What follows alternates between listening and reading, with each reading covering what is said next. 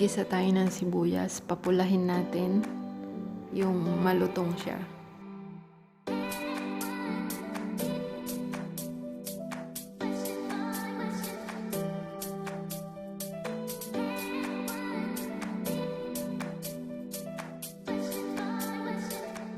So, dito naman maglalagay tayo ng adas. Yan yung adas Kushiari nila. Parang munggo. Dapat half cook lang pagkakaluto niya. Half cook.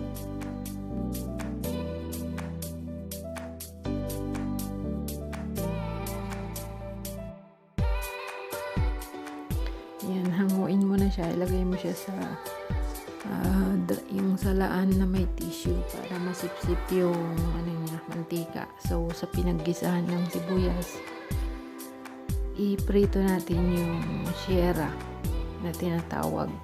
Papulahin natin siya. Papulahin natin siya yung crispy.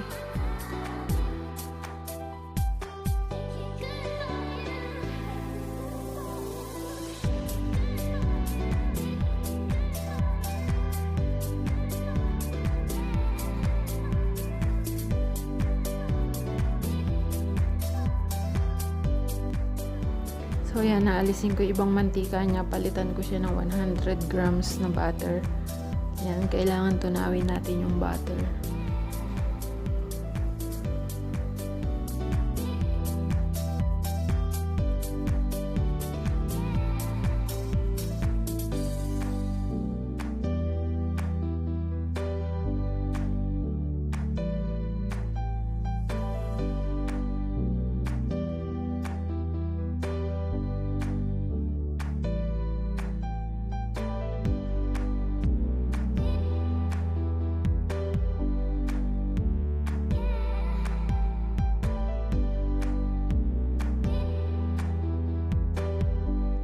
So, ito naman yung Egyptian rice or rosemary rice. Hugasan natin siya mabuti. Tapos, ibabad natin sa mainit na tubig. Ngayon, yung mainit na tubig, kukunin natin. Ayan. Tapos, ilagay yung bigas. Or yung rosemary Egyptian rice. So, haluin. Haluin natin. Haluin. Ayan.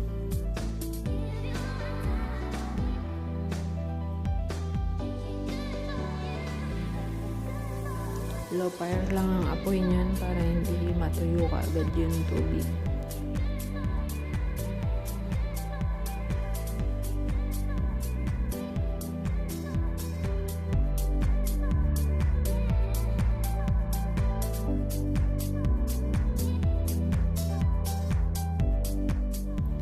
So ngayon yung nilaga nating adas sa luna ay adas Kushiari or munggo. Yan, isahalo na natin. Then mix, mix, mix, mix.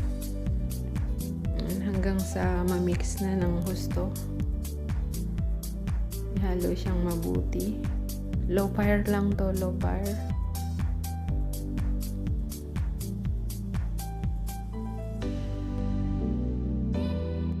So ngayon naman maglalaga tayo ng pasta. Macaroni pasta, yung maliliit lang.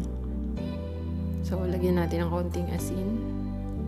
At, ayan, maglalaga tayo ng breast chicken, 2. Pag malambot na siya, hanguin. Ayan. So, dapat malambot siya. Nilagyan ko siya ng bay leaf, dry lemon, at cumin stick para yung lansa niya maalis. So, ngayon, ang gagawin natin dito is himay-himay natin parang pangsahog sa pansit. Pahaba-haba siya.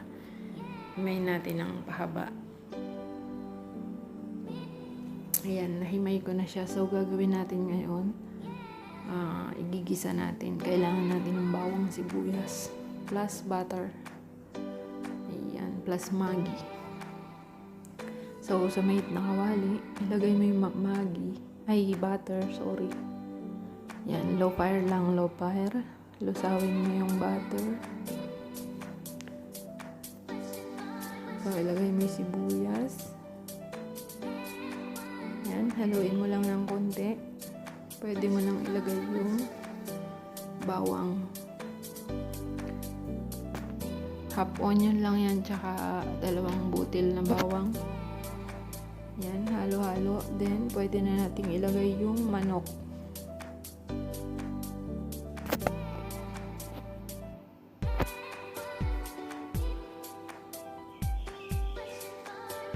So, ilagay na natin yung may himay natin yung chicken breast. Yan, mix lang, mix. Papulahin lang natin yan. Yung crispy siya.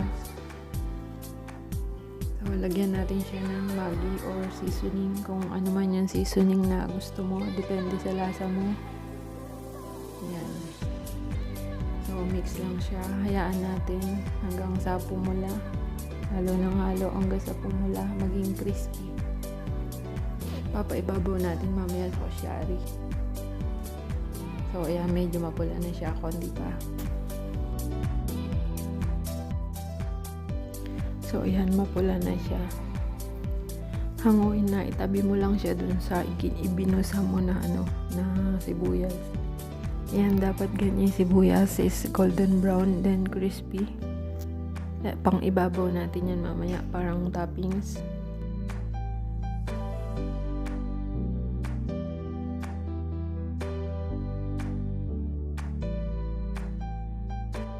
So, dito guys, magbe-blender tayo ng 4 or 5 kamatis para sa sauce mamaya.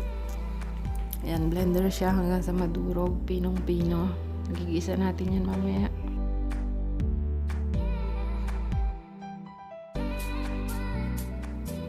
So, ngayon guys, igigisa na natin yung tomato blender. Kailangan natin ng konting mantika.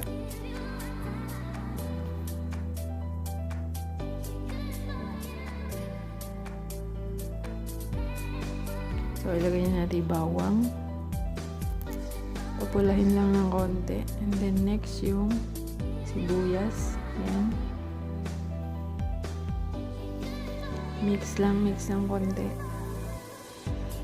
Iwasan lang masunog kasi lalasa yung sunog na sibuyas doon sa sauce. Hindi siya masarap. So, pag mapula na siya ng konti, yung alam mong luto na, pwede na nating ilagay yung binlender natin na tomato. So, yan, konti pa. So, ilagay na natin ngayon yung tomato blender. Yung binlend nating tomato. Ayan.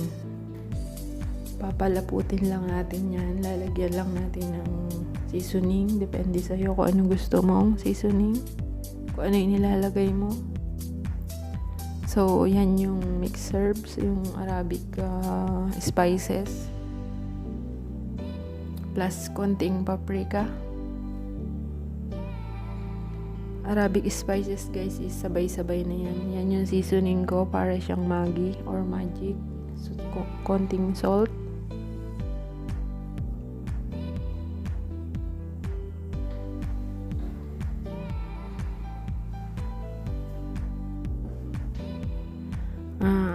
Two spoon or 1 spoon na tomato sauce or tomato paste.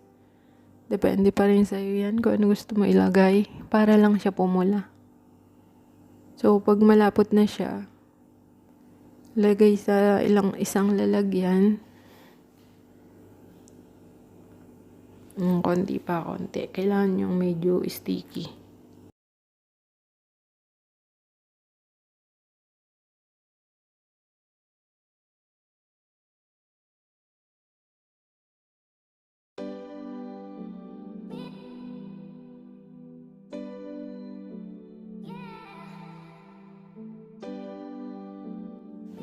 So, ngayon naman guys, magigisa tayo ng suka.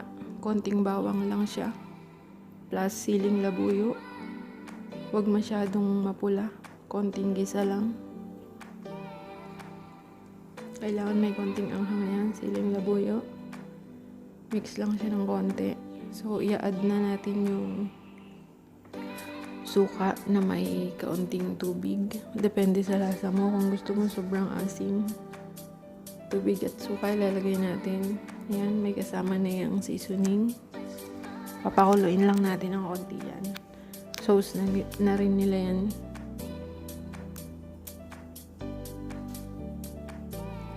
Yan, lagyan mo konting salt. Depende sa panlasa mo kung gaano karami ang salt. So, kumukulo na siya. Okay na. Lalagay natin sa isang lalagyan. Ayan. Para sa servings mamaya.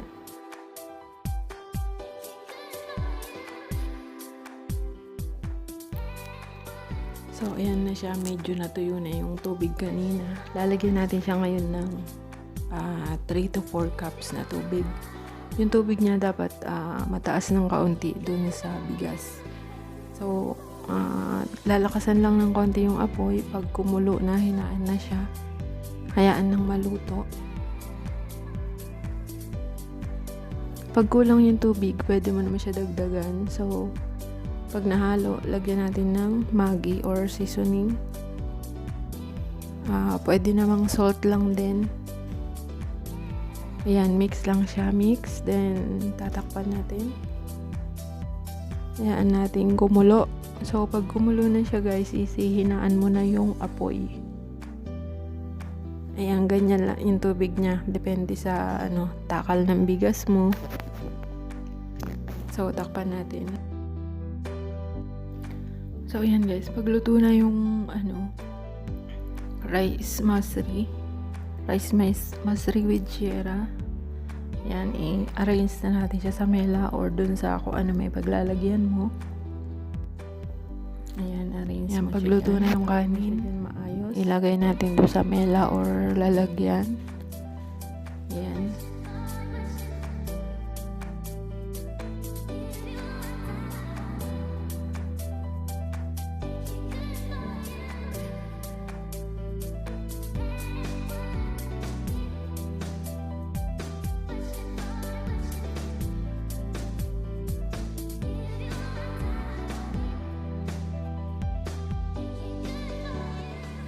Yan, pag naisali mo na, ilalagay natin yung nilagang macarona or pasta.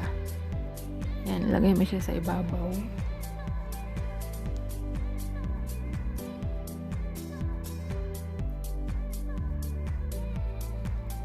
Easy and quickly lang guys. So ngayon, ibabaw natin yung pinrito na sibuyas. Sibuyas at chicken. So, sibuyas muna. Yan sa half niya. Depende sa'yo kung anong design gusto mo. Pwede mo ring i-mix. So, next, chicken. Yan. So, gusto ko sanang paibabawan ng tomato sauce. Pero, sila na lang mag-mix. Bubukod na lang lalagyan.